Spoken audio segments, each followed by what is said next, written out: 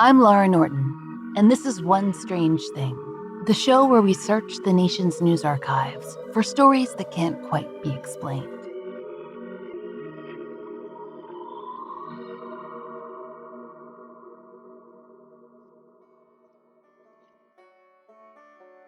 Do you remember learning how to whistle? Despite actress Lauren Bacall telling us to just put our lips together and blow, whistling is an art form, and perhaps a dying one. After all, when's the last time you heard someone walking down the street just whistling a tune? Somewhere along the way, the habit has become less common. Maybe it's because nowadays, we don't need to make our own music. We walk around with the gigantic audio libraries tucked in our pockets. And that's too bad, because a whistled song can certainly set the mood. It surely did down in Paradis, Louisiana in 1950. Throughout the autumn of that year, a whistler took center stage, and local and national press covered the harrowing experience of one Miss Jacqueline Cadow. Jacqueline, just 18 years old, was engaged to Mr. Herbert Balsam, age 26. Herbert was a Louisiana state trooper and probably quite the catch. After all, in 1950, there were fewer than 200 people living in the Cajun settlement of Paradis.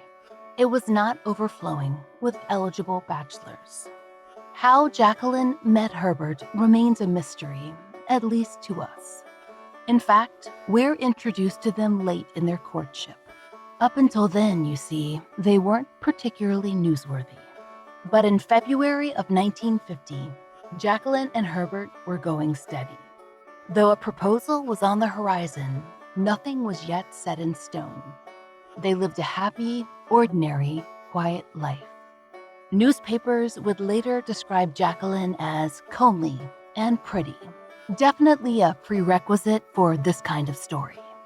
We can assume that she was used to a certain level of appreciation for her good looks.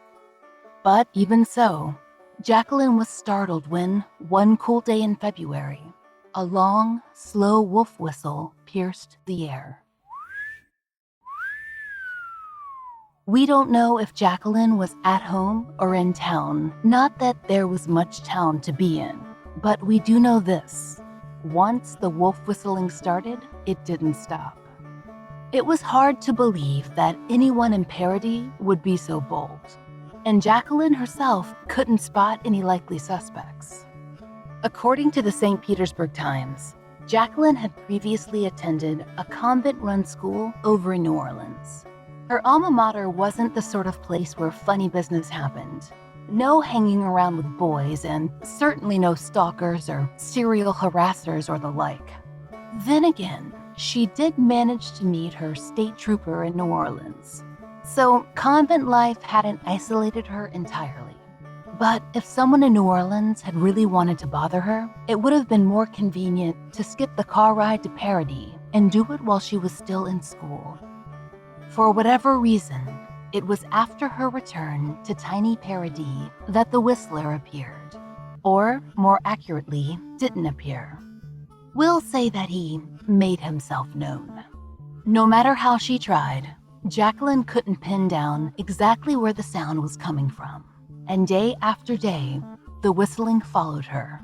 The Daytona Beach Morning Journal interviewed the local county sheriff, Liv Fallon, and he said the Cadow family had repeatedly reported the strange phenomenon. It seems their concerns were not taken seriously. But then one evening, the Cadows called about a prowler. Someone was stalking around outside in quiet Paradis, and that same someone had, quote, entered their home.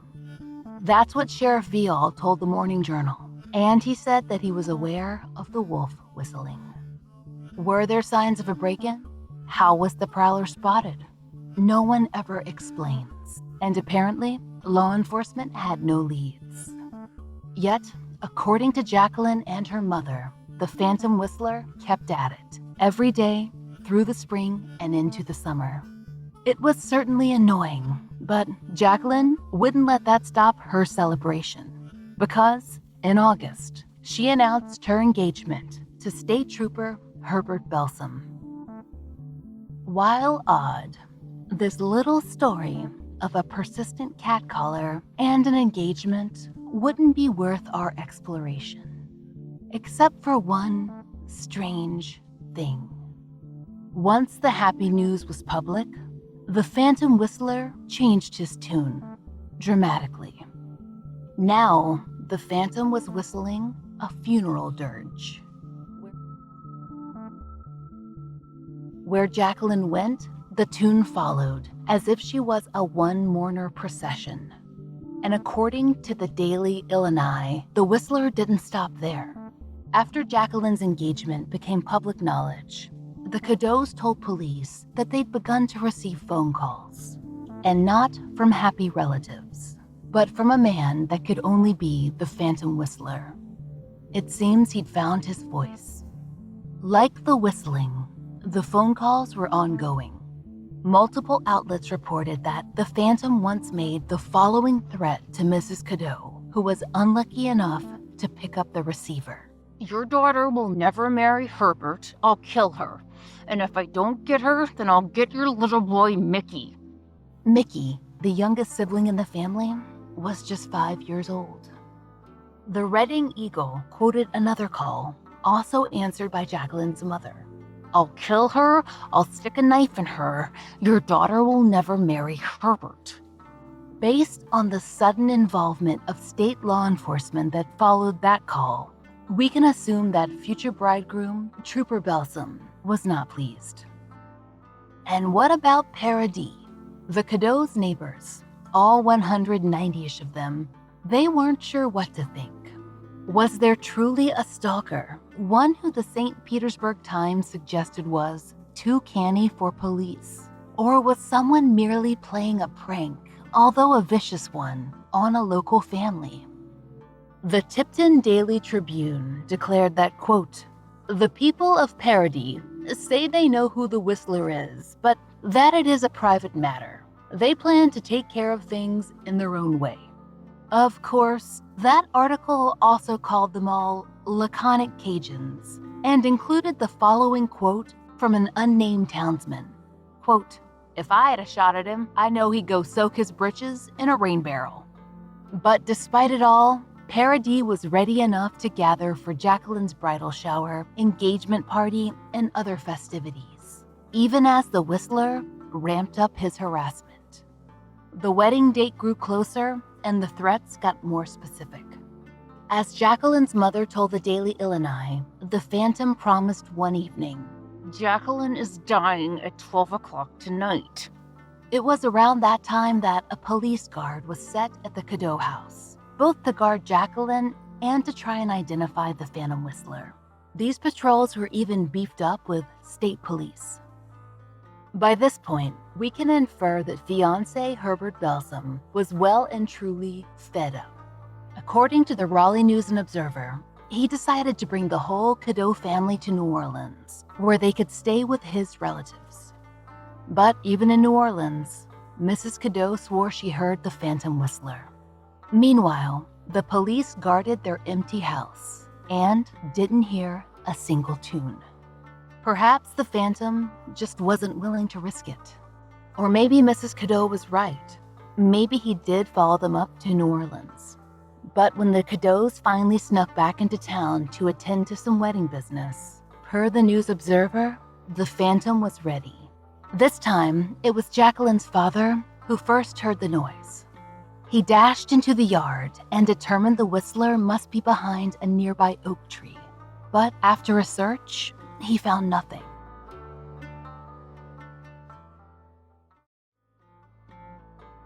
People from nearby towns had taken to driving by the Cadow home, hoping for a peek at the Phantom.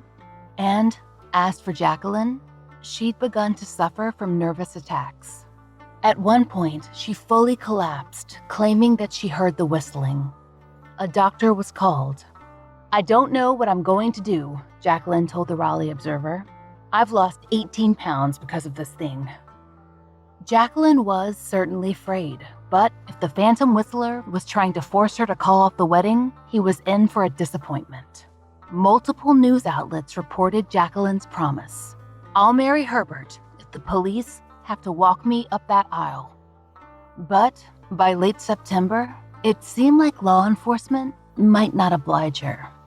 After many uneventful guard shifts at the Cadow home, the tone of official statements had begun to change. On September 21st, a little over a week before the scheduled wedding date of October 2nd, the Reading Eagle quoted a representative from the state troopers. Quote, "We are convinced it is the work of a prankster." He then indicated that the state police would no longer be assisting. And then Sheriff Viall told the Eagle, quote, "The family doesn't seem to have any enemies. It's either a crazy person or someone close to the family that we don't know about." But by September 25th, the sheriff seemed to agree with the state patrol. He met with the Cadow family, and then he addressed the press. After his speech, the wide-eyed journalists had plenty to print. The Monroe Morning World started things off hot. "Whistler is declared hoax." Quote, "The whistled funeral dirges and telephone threats of death were exploded as a myth tonight by Sheriff Leon Viall." And more than that, he decided it was, to quote the World, an inside job. According to the paper, he would not elaborate. But he did say that he thought that the Prowler and the wolf whistling, the events that occurred before the engagement, were not connected to the current situation. He deemed those early acts as, quote, "the work of a prankster." It seems that he had two separate suspects in mind. In an interview with the Daytona Beach Morning Journal, Mrs. Cadow expressed her displeasure at the sheriff's thinly veiled accusation. She insisted that the Phantom Whistler wasn't any kind of hoax. Her entire family had heard the noise for weeks and weeks. She said, "If it was an inside job, I don't know how it could be or why anyone would do it." And she added that no whistling had been heard over the last few days. Then, Deputy Sheriff Edward Prejean decided to get in on the action. He told the Logan Daily News that the investigation was over. They had identified the Whistler. He promised that name would be revealed by the police and that it, quote, "would be pretty embarrassing. I wish I could say more right now, but I can't." That announcement that Deputy Sheriff Prejean promised, it never came. There was no Scooby-Doo style unmasking of a villain. A whistler who would have gotten away with it, well, you know the rest. Sheriff Viall, he assured the press that they had solved the case. They just didn't want to embarrass those involved. As the Journey Herald put it, quote, "He refused to disclose the final chapter of the mystery." Instead, Jacqueline married Herbert Belsom on October 1st, 1950, in a little Catholic chapel over in Taft, Louisiana. There was no dramatic interruption, and there was no whistling. There was nothing to entertain all those people who had shown up hoping for a look at the Phantom. But you know what? That was all right, at least as far as the Belsom-Cadow clan was concerned. Per the Lincoln Star, the presumably happy couple headed off to New Orleans right after the reception. There, they caught a flight to Florida, where they spent their honeymoon. After that day, there were no more updates. We can only hope that the Phantom Whistler's work, whatever it actually was, had finished. Maybe he just wanted to attract a little attention for Jacqueline Cadow from tiny Paradis before her wedding. Maybe he was a manifestation of her or her mother's cold feet. Or maybe, just maybe, he'd found a new target in a new town, unsuspecting and in need of some ambiance. Maybe he repeated that pattern for years, and then we began to drown out those haunting sounds, first with boomboxes and Walkmans, and now with our phones. So maybe the ghost whistler just gave up. Maybe he felt that he was wasting his breath.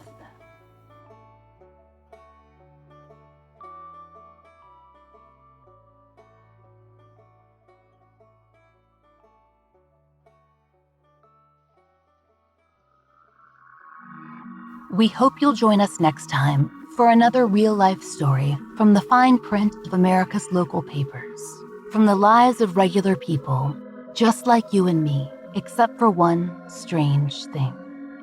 Oh, and strangers. One Strange Thing is an entirely independent production. To support the show and to hear more of the entirely true and enticingly peculiar, join us over on Patreon. There, you'll get ad-free early releases of our regular episodes, plus a full-length bonus episode every month and plenty of other fun content. We hope you'll check it out. Now, please stay tuned a moment to hear a promo from one of our favorite shows. We hope you'll give them a listen.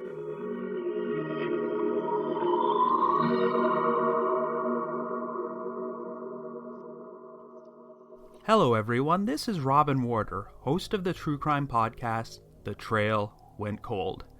If you grew up watching the classic television show Unsolved Mysteries, then this is the podcast for you.